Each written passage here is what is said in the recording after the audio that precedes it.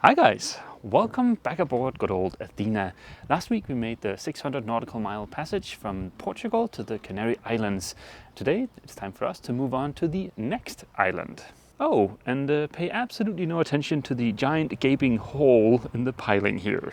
My name is Mess, this is my wife Ava. I've spent the last 5 years on a somewhat extensive refit of our 1987 Warrior 38 named Athena. That was a DIY fun-packed adventure complete with a very extensive osmosis treatment, building a new rudder using vacuum infusion, rebuilding the entire deck, gutting and subsequently rebuilding most of the interior, painting the topsides, and a ton of other projects. The summer of 2021 we started cruising full time. Now we're finally ready to begin our adventure. We're currently on the island of Lanzarote right here. We would like to go from Lanzarote to Tenerife. That is roughly 130 miles. We're down here on the south coast and we want to go to Santa Cruz, which is up here. 130 nautical miles makes this an overnight trip for us. In terms of weather, well, it's going to be nice, but very light. We should start out with about 13 knots of wind going downwind, so that should be very nice. But unfortunately, a little bit later in the day, that is gonna die down to about 7 knots of wind, which is not a lot. More than likely, that means we'll have to kick on the engine at some point in the early evening just to get us to Tenerife in the timely fashion. My parents are waiting for us there, and we'd like to spend a couple of days with them before they fly back home. In terms of sea state, which of course is very important for a comfortable passage, we are looking at 2.3 meters from a northwesterly direction, but that is with a very long period of 13 seconds. That means it's going to be a very nice and soft and long swell, not like a short choppy swell, which is more uncomfortable. So all signs point to this being a very comfortable overnight passage. Leave the line and get a fender out. I think we're going towards the boat.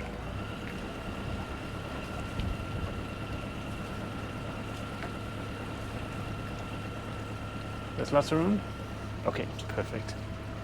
On our way to the fuel dock, we got stuck behind a little yellow tourist submarine that was getting slowly towed out of the marina.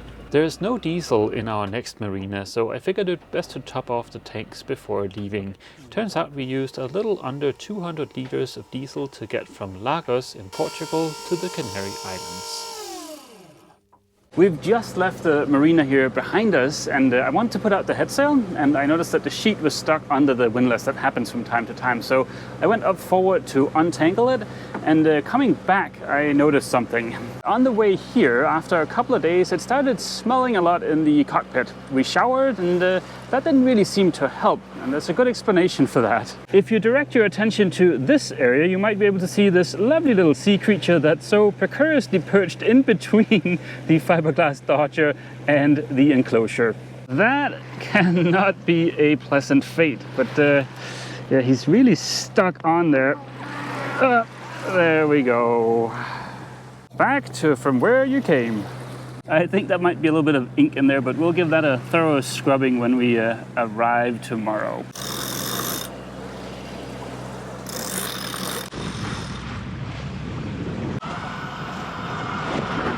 Uninvited sea creatures have been escorted off the premises, the engine is off, and the sails are out, and we're drifting along at a leisurely 4 knots. We're still on the east side of Lanzarote. We need to clear this little point down here before we can then start heading straight towards Tenerife. We have 136 nautical miles to go, and that is going to take us basically forever. So time to kick back with an audiobook. Just as expected, the wind has died down, so we have the engine ticking over now because we're also going to be cooking dinner, and I've got the water maker going. But so far, it's been a very comfortable ride. Today's menu is going to be a taco bowl with some rice, and again, it's a pre-made meal, just as last week. Taco Thursday, baby! But the pre-cooked meals I'm telling you, that is the way to go. It's just so nice. We get like a nice, like warm, home-cooked meal, but all we have to do is warm it up. And especially when like we don't feel like cooking or we're healing too much, it just makes it so easy. It's so nice. I highly recommend it. Last week we busted out the new rice maker. This week we're using one of these pre-cooked packs of rice. All this requires is a bit of microwaving. The rice cooker does make it super easy to make rice, but the packs for the microwave are even easier. So in case it's super bumpy or for whatever reason, it is nice to have a few of those aboard too. We could have just filled up with water before we left the marina, but I completely forgot about it. And I also do believe it's good to run the water maker every once in a while. Just things that get used don't seem to break down as much as things that just sit and stand still. This tastes perfectly fine, so let's go ahead and get it into the tank. Just like that. It should take about an hour or so to fill the tank. You may notice a subtle difference between my plate and Ava's plate. There's a lot of green stuff on hers. Yeah, one of us is gonna get scurvy and the other is not. Joke's on Ava. I had a clementine earlier. Good morning. It is 4 a.m. and I just woke up for my second night shift. Yeah, I guess it's still the night. It feels like the night. But we are just passing Gran Canaria on our port side. We're just going over the top of it. And we have a cruise ship just passing astern of us, which is just lit up so bright and is like an island of its own. But yeah, we have about 45 miles to go and we should be getting in around 11:30, which that will be nice to get in earlier in the day. So we have the rest of the day to get settled in. We started to do 4-hour sleep shifts when we were on our way to the Canaries, and it just seems like a nice sweet spot. It's enough time to go down, fall asleep, and like be asleep long enough to get enough rest. And it also seems like a good amount of time for the person who's up waiting to go back to sleep. You're not getting too tired, and yeah, it seems like a really good wake window for us at least. So I have a bit of time to kill, but what I like to do is I set a 15-minute timer on my phone, and then I'll just pop up every 15 minutes, do a horizon check the GPS, make sure all's clear, and then yeah, I'll just sit back with an audiobook and wait for the sun to come up. It's now a couple hours later and we have about 30 miles to go, and I can finally see the lights from Tenerife, which is always exciting, especially because it has been completely dead out here. The last boat that I saw was that giant cruise ship.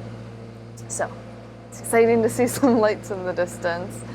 And yeah, it's just been a nice, smooth, easygoing night.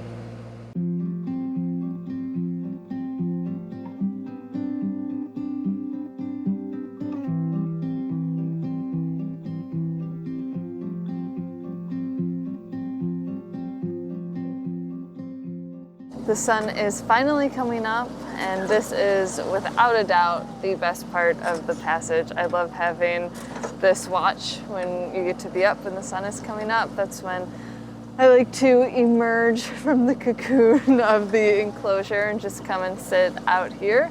I usually throughout my night watch will sit in the enclosure. I just feel safer.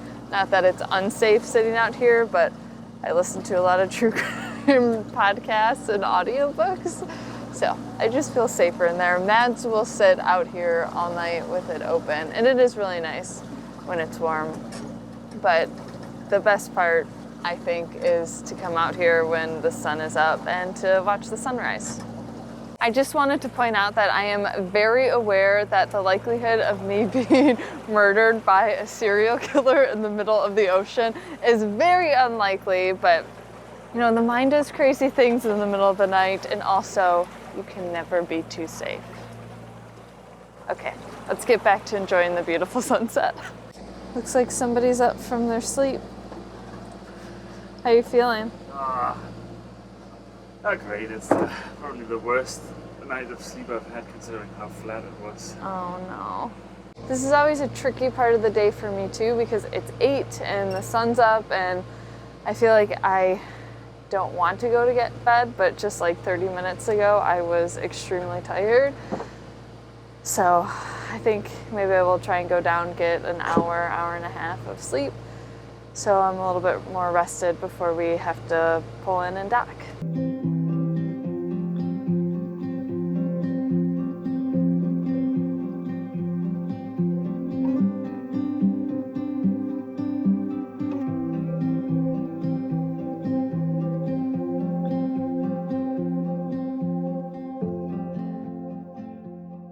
Around noon, we finally rounded the breakwater into the marina and were greeted by two giant platforms. We called the marina on Channel 9 and got a warm welcome and a helping hand with our mooring lines. The next morning we got up early and headed to the bus station to catch a ride to the other side of the island. As always, traveling by public transportation is a great way to see more than just the touristy bits along the coast, including a great view of the mountain Teide, which is on our must-see list while we're here. After about an hour we arrived in Puerto de la Cruz. This used to be a super popular tourist destination in the 70s and 80s.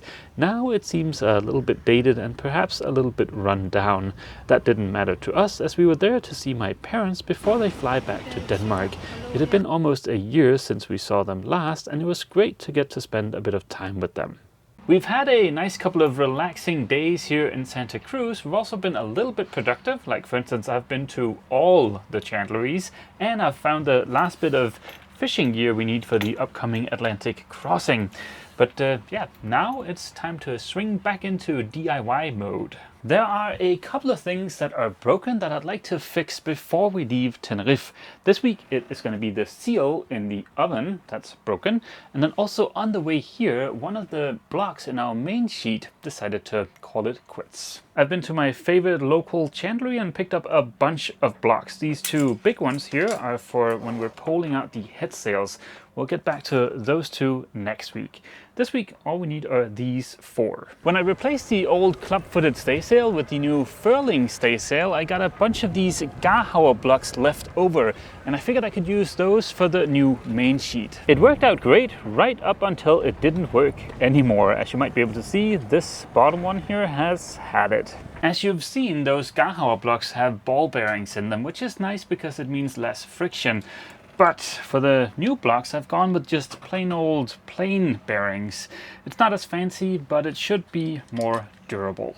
I'm going to swap out all of the blocks, but I'm not going to change anything else about our main sheet setup. It worked fine for Athena's first circumnavigation, so yeah, I think it's well proven. I took a photo of the old setup before I removed the old blocks, so replacing them was super easy. Ta-da! All the blocks are now replaced. Super easy. I'll save all of the old blocks to keep as backups for all kinds of stuff, except of course for the one that's broken. It looks like all the balls except one from this side of it has dropped out. And I actually found one of the balls up on deck and it's crushed. I don't know if the camera will pick it up, but this is what that little ball looks like. It looks like it was almost hollow, but yeah, very crushed. In terms of things breaking here aboard the boat during our first year of full-time cruising, I feel like we've been fairly lucky. There's only been the fuel pump for the genset, there was the accumulator tank for the pressurized water, there was the drive unit for the autopilot, the outhaul for the mainsail, and of course this one block. And then of course there's also the seal in the oven here. So you can see there's some condensation here on the door. That's a broken seal. But yeah, overall I think we've been fairly lucky. Not a lot of stuff has broken. The oven is from a brand called Electrolux, and I don't think that's anything fancy, just kind of middle of the road appliances. But it turns out they're actually super good at providing spare parts. They have a website where you can buy spare parts directly from the company, so that's super nice. Before we left mainland Europe, I ordered this, which should be the inner part of the door where the seal is. Now, hopefully it'll be easy to replace. It looks like the door is just secured by some kind of locking mechanism and a couple of screws. So that should be easy to get out. And I can feel a couple of screws along the bottom of this plastic part here. So I think we have to get those up before I can remove this. Oy. Okay, door is off. Note to future self, the left-hand side of the oven is the spring-loaded side. Oh yeah, I think this is the source of the condensation. This is all loose here. That's definitely not good. It looks like it's not really a seal that's failed, but the adhesive that's securing this glass to this very flimsy plastic here. So you can see it just lifts up and out of the way. If this fails again, then I could take a stab at just gluing the plastic back on there with some kind of high temperature silicone, but this should contain a brand new one of those. This is kind of interesting. This is two different types of plastic. The old one is way more flexible. The new one is actually pretty rigid. I guess we're not the only ones to have had this issue.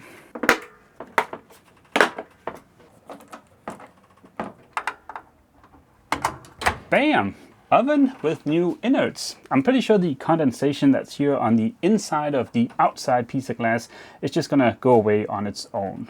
With the oven fixed and the main sheet fixed, we're basically back to square one. There's nothing else that's broken as of right now. That means next week we can get back to doing some maintenance, and also I have some last minute improvements I want to take care of. Like, for instance, I have ordered a new telescoping whisker pole for our 2-poled out head sail. That's going to be our downwind setup. I want to get that all rigged up with the new blocks I showed you a little bit earlier and head out for a test sail. To make sure I don't forget any of the stuff I want to do before we leave, I've made new tasks for everything. I showed you guys the new fishing rod a little bit earlier. I also have some rod holders I'd like to get installed out on one of the stanchions, and we also need to figure out where to store the rod and our new gaff. So there's a task for that. A lot of our stainless is starting to show little rust spots, so there's also a task for polishing all of the stainless. One of the good places to sleep here aboard Athena when we're underway is the aft cabin, but right now we don't have a lee cloth in there. And I figured that would be nice to have when the boat is going downwind and we're rolling from side to side. That way you can kind of wedge yourself in there. So that's also a task for a lee cloth in the aft cabin. The winches we have for the headsail sheets are really old Luma winches. The winches are so old you can't get spare parts for them anymore, and the self-tailers, that's the little grippy parts on top of the winch that grab onto the line, they're kind of worn, so they're not that super grippy anymore. So to make sure the sheets don't work loose, I want to install little cleats next to the winches so we can also cleat off the lines. The engine compartment could do with a thorough cleaning. There's a water filter underneath the galley sink that I need to replace. And also, it would be nice to get the technical compartment organized a little bit. Of course, while we're here, there's also a bunch of stuff I'd like to check out on the island, but yeah, let's not create tasks for that. Last but not least, we have a task for a last provisioning run, so we can get the last few items we need, and also to pre-cook as many meals as we possibly can for the Atlantic crossing. Because yeah, coming here, it was really nice to have those frozen meals we just needed to reheat in the microwave. You might have noticed that we still have one task up here left over from when we were in Qashqai. That is receive air conditioning. Dometic is trying really hard to get the air conditioning unit they've sponsored to us, but it is proving a little bit difficult. We'll cross our fingers that they manage to pull it off while we're here in Tenerife. The next couple of weeks there's going to be a little bit of DIY, and like I said, there's also some stuff on the island that we want to check out. So yeah, we hope to see all you guys back here aboard Athena next week for yet more DIY / checking out island fun. As always, feel free to leave a comment down below, and don't forget, if you've enjoyed this video, Please remember to leave a like. See you!